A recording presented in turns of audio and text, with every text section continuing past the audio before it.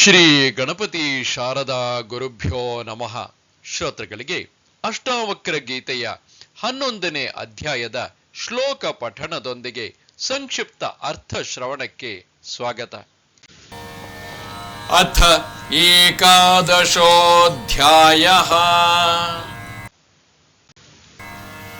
ಭಾವಾಭಾವವಿಕಾರಶ್ಚ ಸ್ವಭಾವಾದಿತಿ ನಿಶ್ಚಯೇ ನಿರ್ವಿಕಾರೋ ಗತಕ್ಲೇಶಃ ಸುಖೇನೈವೋಪಶಾಮ್ಯತಿ.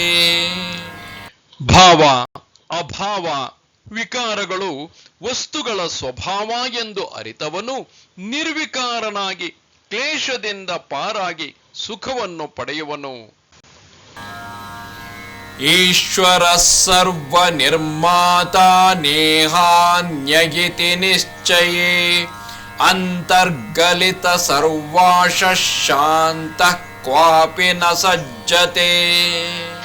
ಈಶ್ವರನೇ ಎಲ್ಲವನ್ನೂ ನಿರ್ಮಿಸಿದವನು, ಅವನಲ್ಲದೆ ಬೇರೇನೂ ಇಲ್ಲಿ ಇಲ್ಲ ಎಂದು ಅರಿತವನು ತನ್ನ ಆಸೆಯನ್ನೆಲ್ಲ ಕಳೆದುಕೊಂಡು ಶಾಂತಿ ಪಡೆಯುವನು. ಅವನು ಯಾವುದಕ್ಕೂ ಆಸಕ್ತನಲ್ಲ.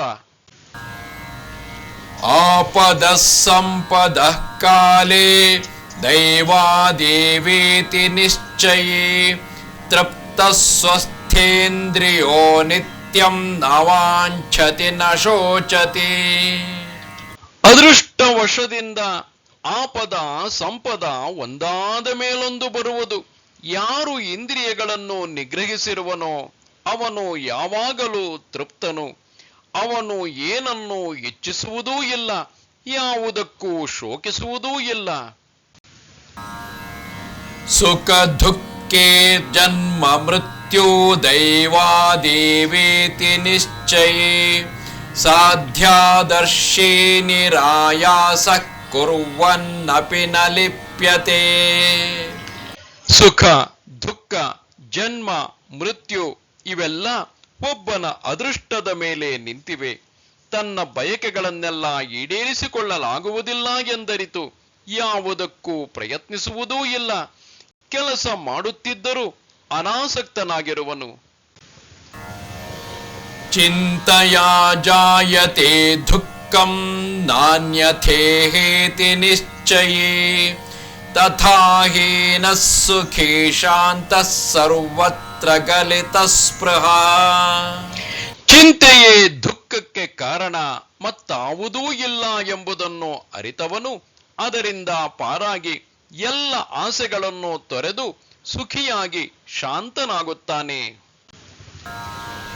ನಾಹಂ ದೇಹೋ ನ ಮೇ ದೇಹೋ ಬೋಧೋಹಮಿತಿ ನಿಶ್ಚಯೇ ಕೈವಲ್ಯಮಿವ ಸಂಪ್ರಾಪ್ತೋ ನ ಸ್ಮರತ್ಯ ಕೃತಂ ಕೃತಂ. ನಾನು ದೇಹವಲ್ಲ, ದೇಹವು ನನ್ನದಲ್ಲ, ನಾನು ಬೋಧ ಮಾತ್ರ.